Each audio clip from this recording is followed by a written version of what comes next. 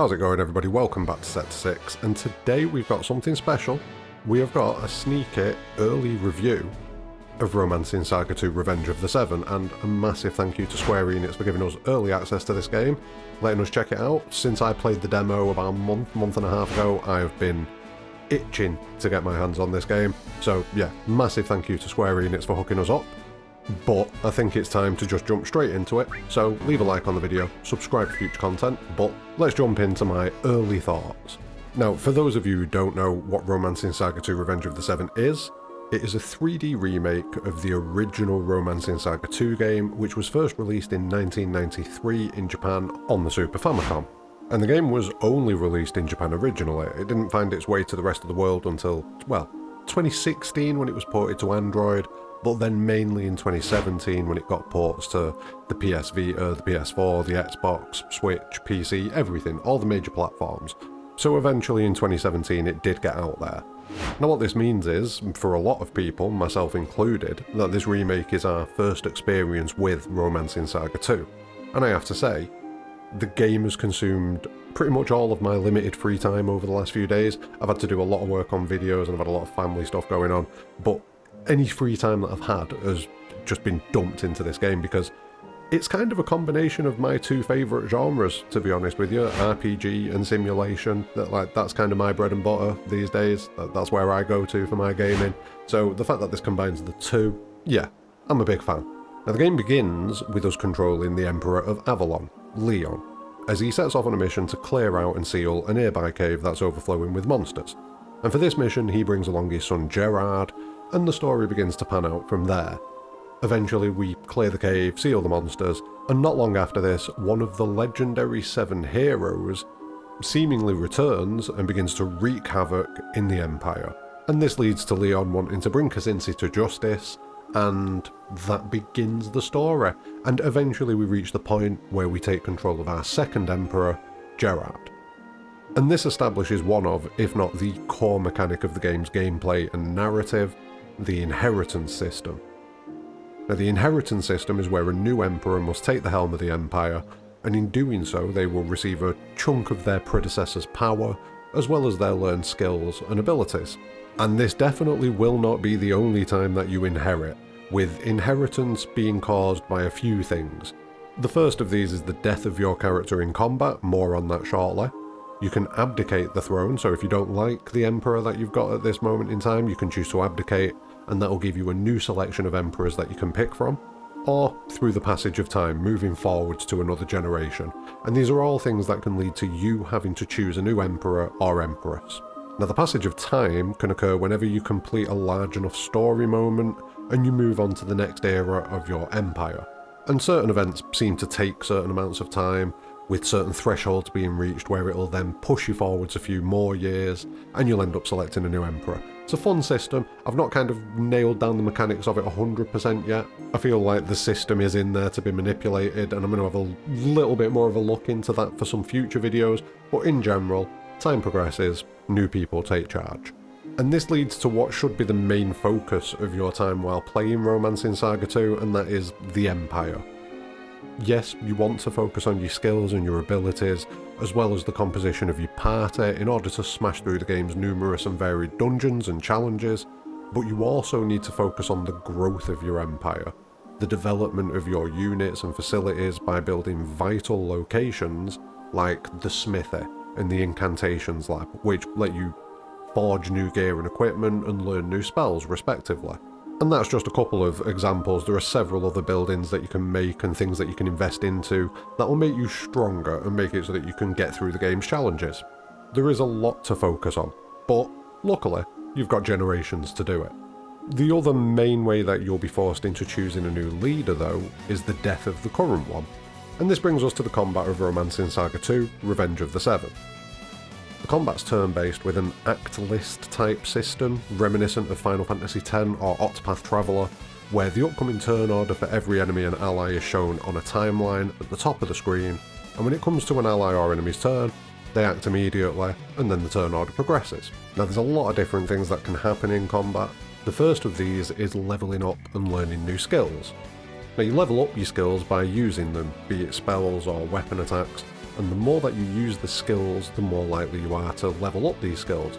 At the end of combat, you'll see a bar that goes up, and you will only level up skills that you've used, so it makes sense to use a variety of skills in combat.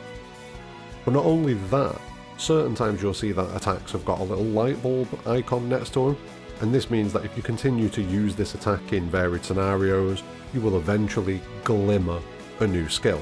And this means that you will immediately use that new skill, and then that future skill is available to you for the future, going forwards. And there is a lot of depth to this system, with 8 different weapon types, each that have their own sets of skills and progressions that you can go through, as well as 6 different schools of magic that you can learn and develop and use in combat.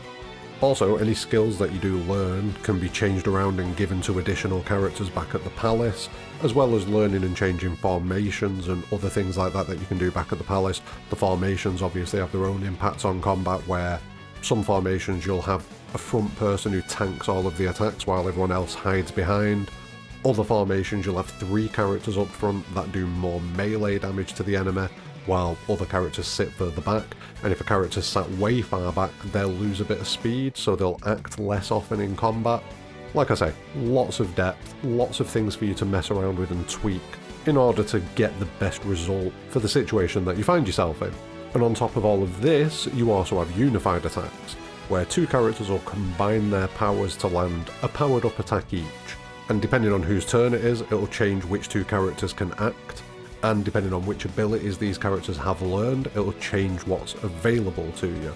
So definitely mess around with different compositions of your party, different orders, different skills that you put on different characters. Just tweak around, mess about with it, and you will find systems that work for you 100%. In certain situations, these unified attacks can make a fight easy, or at least relatively easy, because this game is tough, or at least it can be. If you play the game on normal difficulty, you should be fine, especially if you're used to RPGs and how they work. Might be a little bit of a learning curve, but in general, you should be fine. Now, if you play the game on classic difficulty, or hard mode, you are playing the game as it originally was back in its original release. And yeah, it's a little bit brutal. If you like a challenge in your RPGs, then definitely crank this game up to classic difficulty and dive right in. I spent the first probably 5 to 6 hours on the classic difficulty, and it was a challenge. I got through it, but it was a challenge. I then dropped it down to normal difficulty so I could actually get through some of the game in order to talk about it.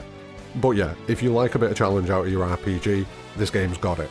Just be prepared to change Emperor a fair bit, because, as I was saying a minute ago, the second way that you have to choose a successor is by combat loss. Now, this can happen 2 ways. The first one is everyone dies, your whole party wipes, that's it, obviously. But there is also LP. Now, each character has LP, life points, and this is a number that doesn't really go up. You can find potions, anima potions, that will push your number up by 1. I've not found any other ways to push your LP up, or at least I've not noticed any other ways yet. But every time you go down to 0 HP and have to be revived, you lose 1 LP. And if you run out of LP, you cannot be revived. That's right, people. Good old permadeath. But don't let that put you off, because, remember, if you die, you get to choose a new emperor, you can inherit all of your skills and abilities and things like that, and you can try again with a bit of a difference. You know, change up your party composition, try some different skills. There are a variety of different things that you can do, but just be prepared. Like I say, there are a lot of systems to deep dive into with this game as far as breaking down each of the individual components of the game, and over the coming weeks I'm definitely going to be posting some content where we take a deeper look at some of the systems in the game, see if we can find some optimal ways to do things. I'm also going to be dropping a beginner's tips guide on release day, so make sure that you keep an eye out for that. But so far, I have had a brilliant time with Romancing SaGa 2 Revenge of the 7. Like I say, about 20 hours put in, 25 hours put in so far, and I'll be continuing to grow my empire over the generations until I finally figure out what it is that's going on with these legendary 7 heroes, because, you know, they're supposed to be heroes, but they keep popping up and causing problems, so, you know, we need to figure that out. And I'm definitely going to make sure that Avalon is the place to be. Oh yeah, it's going to be the coolest place, it's going to be amazing. I love the way the combat works in this game. I've always been a fan of systems where using a skill and an ability levels them up. I think I am one of the 13 people worldwide who likes Final Fantasy II. But I also love management simulations in general, so this game was always going to be a big one for me when it takes simulation game and combines it with RPG game, my two favourite genres. So yeah, this was always going to be one for me. And once I've finished the game, I'm definitely going to do a full story review of it as well, where I'll look into the narrative and what the story does, because I haven't got a clue what goes on. Obviously I know where I'm up to now, but I never played previous incarnations of this game, so this is all new to me. I'm quite looking forward to getting to grips with it. There's also a fair bit of room for diversity in your playthrough as well. So there are certain times where you may be able to take an action that will allow you to recruit a certain faction, which will then allow you to recruit different units in the future. So for example, early on in the game, minor spoilers for an event that happens outside of the demo. So you have this location that you have to go and clear out. I'm going to try and be as vague as possible. And there are 3 different routes that you can take to do this. One of them is to just run in, brute force, do it. Another one is to spend money and pay someone for information that will help you get into the location. And the third one is to do a favour for a faction that exists within the city of Avalon. And if you do that favour, they will A, help you with the current mission, but they will then also become recruitable. Just one of the little things that I'm a big fan of about this game. There are multiple circumstances like that as far as where I'm up to, and I'm sure there'll be many more going forwards. There is an overarching story that goes on, but the journey to get there can be different run to run, and you can end up with different allies, different groups that you can work with, just like with the variety of weapons and spells and units and formations that you can go with. There are also a variety of different ways that you can go through the game. If you are on the fence about Romancing SaGa 2 Revenge of the Seven, then make sure you go grab the demo, check the game out yourself, get your own opinions on it, and see what all the fuss is about, because the demo is a good representation of all of the basic mechanics, the combat mechanics and things like that. It's the inheritance stuff and the kingdom management stuff that gets added on top. But check out the demo and it'll give you a good idea if this game is for you.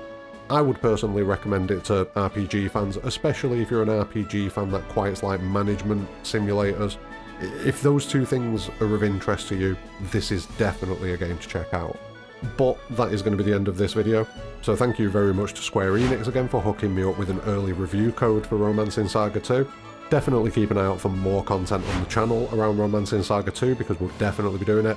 Definitely going to be a beginner's tips video going up in the next day, and potentially more videos after that. Let me know if there's anything you'd want me to talk about as far as Romancing SaGa 2 goes. Is there anything you'd like me to look into?